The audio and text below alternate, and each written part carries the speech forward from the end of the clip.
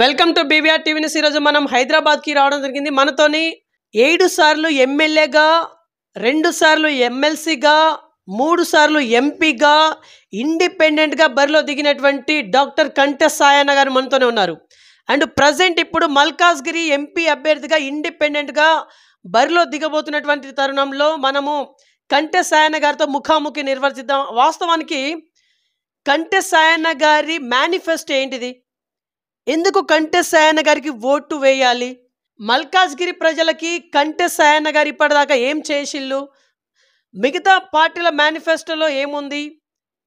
ఇట్లాంటి latest information కొంత తెలుసుకుందాం. నమస్తే సార్, బాగున్నారా? నమస్కారం సార్, బాగున్నాను. మీరు బాగున్నారా sir? Yeah, I'm good sir. Actually నేను ఫస్ట్ క్వశ్చన్ అడగాలనుకుంటున్నా మీకు. సార్, ఇప్పుడు ఇక్కడ బీఆర్ఎస్, బీజేపీ, కాంగ్రెస్ ఈ పార్టీలో ఉన్నటువంటి మేనిఫెస్టోతో మీ మేనిఫెస్టో సరిపోతుందా? దానికంటే ది బెస్ట్ మేనిఫెస్టోనే మాది. ఎందుకు అనంటే ఇప్పటి వరకు ఈ పార్టీల మేనిఫెస్టోలు చూసినట్లయితే అవి మేనిఫెస్టోలు బాగుంటున్నాయి, అదేవిధంగా ప్రజలకు అందించే సంక్షేమ పథకాల పేర్లు బాగుంటున్నాయి. కానీ ఆ సంక్షేమ పథకాలు పూర్తి స్థాయిలో ప్రజలకు ఇంతవరకు అందించినటువంటి ఏ ఒక్క పార్టీని కూడా చూపించండి. ఏ పార్టీ చూసినా కానీ స్కీముల పేర్లతో స్కాములు చేయడం తప్ప ఈ ప్రజలకు చేసిన మేలేమున్నది? ఒకవేళ నిజంగానే ఈ స్కీములన్నీ కూడా ప్రజలకు పూర్తి స్థాయిలో అందినట్లయితే మరి పేద ప్రజలు మరింత పేదరికంలోకి ఎందుకు నెట్టివేయబడుతున్నారు? బిలో పావర్టీలోకి అనేక మంది పేద ప్రజలు ఎందుకు వస్తున్నారు? కాబట్టి ముమ్మాటికి ఇవి కేవలం మేనిఫెస్టో కాదు, ఇది మేనిఫెస్టో లాగానే ఉంది. అది ఆ పార్టీలకు, ఆ పార్టీ నాయకత్వాల అంటే పెద్ద నాయకులకు మాత్రమే మేలు చేసే విధంగా ఉంటుంది తప్ప పేద ప్రజలకు ఎక్కడ మేలు జరుగుతుంది ఈ సంక్షేమ పథకాల ద్వారా అని చెప్పేసి మేము మిమ్మల్ని క్వశ్చన్ చేస్తున్నాం. సార్, మీ మేనిఫెస్టోలో ఏముంది సార్? ఇప్పుడు మేనిఫెస్టో అని చెప్పేసి మీరు అన్నారు, బీఆర్ఎస్, బీజేపీ, కాంగ్రెస్ వాళ్ళదని చెప్పేసి. మరి మీ మేనిఫెస్టోలో ఏముంది? 1 by 1 చెప్పండి. మా మేనిఫెస్టోలో ఏమున్నదంటే మా మేనిఫెస్టోలో అసలు మనీ అనేది లేదు. ముందు మేము డబ్బులతోని ప్రజల దగ్గరికి రావడం లేదు. మేము ఖర్చు పెట్టే ప్రతి రూపాయి కూడా కేవలం మా గుర్తును ప్రజల్లోకి తీసుకెళ్లడం కోసం తప్ప ఏ ఒక్కరికి కూడా మేము ఎలాంటి ప్రలోభాలకు ప్రజల్ని గురి చేయడం లేదు. కానీ వివిధ పార్టీల తీరు చూస్తే మేము ఇది ఇస్తాం, అది ఇస్తాం, ఇది చేస్తాం, అది చేస్తాం, అదేవిధంగా అనేక రకాల తాయిలాలు ప్రకటిస్తున్నారు. వివిధ పార్టీల తీరు చూస్తే కొన్ని చోట్లల్లా డబ్బుల సంచులు దొరుకుతున్నాయి, కోట్ల రూపాయలు దొరుకుతున్నాయి. ఇవాళ ఎలక్షన్ కమిషనే ప్రకటిస్తున్నటువంటి పరిస్థితి ఉన్నది. కాబట్టి ఆ పరిస్థితి మా దగ్గర లేదు. అదేవిధంగా ఇవాళ పార్టీ అధినేతల కనుసన్నల్లో ఆ నాయకులు పనిచేయాల్సి ఉంటుంది. ఎందుకనంటే వాళ్ళు ఆ బీఫామ్లతో నిలబడి వస్తున్నారు కాబట్టి వాళ్ళకు హైకమాండ్ అనేది ఉంటుంది. కానీ మాకు ఏ హైకమాండ్ లేదు. మా ప్రజలే మా హైకమాండ్, మా మల్కాజ్గిరి నియోజకవర్గ ప్రజలే మా హైకమాండ్. కాబట్టి మా మల్కాజ్గిరి నియోజకవర్గ ప్రజలు కనుక మమ్మల్ని ఓటేసి గెలిపించినట్లయితే వాళ్ళ ఇంట్లో ఒక పెద్ద కొడుకులాగా మేము సేవలు చేసుకునే అవకాశం మాకుంటుంది. ఓకే సార్, ఇక్కడ మీ మల్కాజ్గిరి నియోజకవర్గపు ప్రజలు మీకు హైకమాండ్ అయిపోయి మీరు అన్నారు. ఏం చేసిల్లు సార్ మీరు ఇప్పటిదాకా? మల్కాజ్గిరి ప్రజలకి మీరేం చేసిల్లు? నిజంగా వ్యక్తిగతంగా నేను ఎంత చేసినా కూడా అనేక సమస్యలు ఉన్నాయి ప్రజలకు. ఇప్పుడు ఇదే మల్కాజ్గిరి నియోజకవర్గంలో డ్రైనేజీ వ్యవస్థ సరిగ్గా లేదు. అదేవిధంగా వర్షాకాలం వస్తే ఎక్కడికక్కడ రోడ్ల మీద నీళ్లు నిలిచిపోయి ఆ ట్రాఫిక్ జామ్ అయ్యేటటువంటి పరిస్థితి ఉన్నది. రోడ్లు సరిగ్గా లేవు. అదేవిధంగా గవర్నమెంట్ స్కూల్స్ సరిగ్గా లేవు. ఆ స్కూళ్ళల్లో విద్యాబోధన సరిగ్గా లేదు. గవర్నమెంట్ ఆసుపత్రులు సరిగ్గా లేవు. అనేక మంది పేద ప్రజలు గాంధీ హాస్పిటల్కి పోతే అక్కడ పట్టించుకున్న నాదుడు లేడు. కాబట్టి గవర్నమెంట్ హాస్పిటళ్ళు నిర్వీర్యం చేయబడుతున్నాయి, గవర్నమెంట్ స్కూళ్ళు నిర్వీర్యం చేయబడుతున్నాయి. అదేవిధంగా ప్రజల సమస్యలను పట్టించుకున్న నాయకులే కరువైనటువంటి పరిస్థితి ఈ మల్కాజ్గిరి నియోజకవర్గంలో ఉంది. అంతేకాకుండా మీరు గమనించండి, ఇవాళ మల్కాజ్గిరి నియోజకవర్గ ప్రజల ఓట్లతోని గెలుపొందినటువంటి నాయకుల ఆస్తులు చూడండి. అదే ఆ నాయకులకు ఓట్లేసినటువంటి నా మల్కాజ్గిరి నియోజకవర్గ ప్రజల యొక్క ఆర్థిక పరిస్థితి చూడండి. వీళ్ళేమో రోజు రోజు పేదరికంలోకి వెళ్తున్నారు, వాళ్ళేమో అత్యంత ధనవంతులు అవుతున్నారు. దీనికి కారణం ఏంటి? ఎన్నికల వ్యవస్థ కాదా?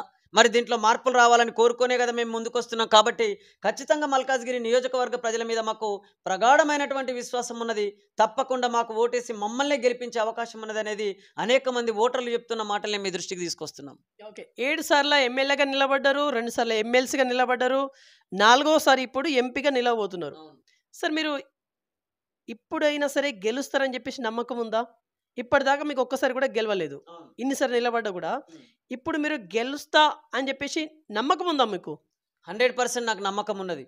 ప్రజలకు ఎప్పుడైతే వాస్తవాలు తెలుస్తాయో, అప్పుడు వీళ్ళు ఎన్ని కోట్లు పంచిపెట్టినా, ఎన్ని నోట్లు పంచిపెట్టినా, నా ప్రజలను ఎన్ని రకాల వస్తువులు పెట్టి అనేక రకాల ప్రలోభాలకు గురి చేసినా, ఎన్ని మాయమాటలు చెప్పినా నా ప్రజలు వినే పరిస్థితి ఉండదు. కేవలం ప్రజలకు అది తెలియజేసే వరకు, వాళ్ళు తెలుసుకునేంత వరకే వీళ్ళ ఆటలు సాగుతాయి తప్ప, ఒక్కసారి గనక ప్రజలు చైతన్యమైనరంటే ఈ దేశ స్వాతంత్ర్యం కోసం ఎట్లయితే పోరాటం చేసిరో, అదేవిధంగా ఈ దేశ ఆర్థిక సామాజిక పరిస్థితులకు అనుగుణంగా ఈ రాజకీయ వ్యవస్థను రూపొందించుకోవాలనే ఆలోచన ఒక్కసారి వస్తే చాలు వాళ్ళకు, తప్పకుండా దానికి అనుగుణంగా వీళ్ళు ఓటు హక్కును వినియోగించుకొని మమ్మల్ని గెలిపించే అవకాశం 100% ఉంటుంది. కాబట్టి నేను ఒక్కడిని కాదు, నాలాగే అనేక మంది ఇండిపెండెంట్లు మేము ఒక టీం వర్క్ చేస్తున్నాం. అక్కడక్కడ చాలామంది రాష్ట్ర వ్యాప్తంగా ఇండిపెండెంట్లు పోటీ చేస్తున్నారు. కాబట్టి ఎక్కడ కానీ పార్టీ అభ్యర్థుల తీరు చూసిర్రు, పార్టీ అభ్యర్థుల పరిస్థితి చూసిర్రు. కాబట్టి మేము ఒక స్లోగన్ ఇవ్వదలుచుకున్నాం, పార్టీల పాతర ఇండిపెండెంట్ల జాతర అనే నినాదంతో మేము అనేక చోట్లలో ఇండిపెండెంట్లను నిలబడి బరిలో ఉన్నాం. కాబట్టి ఇండిపెండెంట్లకు ఈ ఓటర్లందరూ కనుక, ఈ ప్రజలందరూ ఓటేసినట్లయితే తప్పకుండా మనం అనుకున్న లక్ష్యం నెరవేరుతుందని చెప్పేసి మేము ప్రజలందరికీ విజ్ఞప్తి చేస్తున్నాం. ఫైనల్లీ ఏం చెప్పి ముగించాలనుకుంటున్నారు? Final one. ఇంకా ప్రజలారా, ఇవాళ ఇప్పటి వరకు మీరు అనేక పార్టీలకు ఓటేసిరు, పార్టీల పరిపాలన చూసిరు. అదేవిధంగా ఏ పార్టీ తీరు చూసినా ఏమున్నది గర్వకారణం? రోజు రోజుకు నా ప్రజలు పేదరికంలోకి నెట్టివేయబడడం తప్ప ఇక్కడ ఆకలి చావులు, ఆత్మహత్యలు, హత్యలు, అదేవిధంగా రోజు రోజుకు కల్తీ పెరిగిపోతుంది. ఇవాళ రైతాంగం ఆత్మహత్యలు చేసుకుంటున్న పరిస్థితికి కారణం ఏంటి? పాలకుల నిర్లక్ష్యం కాదా? కల్తీ ఎరువులు, కల్తీ విత్తనాలు, కల్తీ పురుగు మందులు, ఇక అన్ని కష్టాల్లోకెళ్ళి బయటపడి పంటను పండిస్తే పండిన పంటకు గిట్టుబాటు ధర లేకపోవడం వల్ల కూడా అనేక మంది రైతులు ఆత్మహత్యలు చేసుకునే పరిస్థితికి కారణం ఈ పాలకులు కాదంటారా? కాబట్టి మీ సమస్యలన్నిటినీ పూర్తి స్థాయిలో పరిష్కరించబడాలి అంటే నాలాంటి ఇండిపెండెంట్లకు ఓటేసి గెలిపించినట్లయితే అటు మహిళల సమస్యలు, ఇటు యువతి యువకులకు, నిరుద్యోగులకు, అదేవిధంగా నిరక్షరాస్యులకు విద్యావకాశాలు కల్పించడం కావచ్చు, అనారోగ్యులకు ఆరోగ్యవంతమైనటువంటి హాస్పిటళ్లను డెవలప్ చేయడం కావచ్చు, అదేవిధంగా నిరుద్యోగులకు ఉద్యోగ అవకాశాలు కల్పించే విషయంలో కానీ మేము మీ తరఫున ఖచ్చితంగా పోరాటం చేస్తాం. తప్పకుండా మీకు మీ ఇంట్లలో ఒక పెద్ద కొడుకులుగా సేవ చేస్తామని చెప్పేసి మీకు మాటిస్తున్నాం.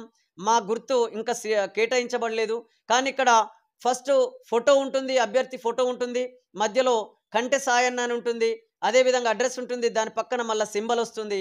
కాబట్టి అభ్యర్థుల ఫోటోలు ఉంటాయి, ఆ ఫోటోలను చూసైనా మీరు ఓటు వేయాలని చెప్పేసి నేను ప్రజలందరికీ విజ్ఞప్తి చేస్తున్నాను. రైట్. సో ఇదండి ఇవాళ ఇంటర్వ్యూ. నెక్స్ట్ మరొక ఇంట్రెస్టింగ్ మరి ఇంపార్టెంట్ అవుతాం మీరు చూస్తుండే BVR TV. Until then bye, take care.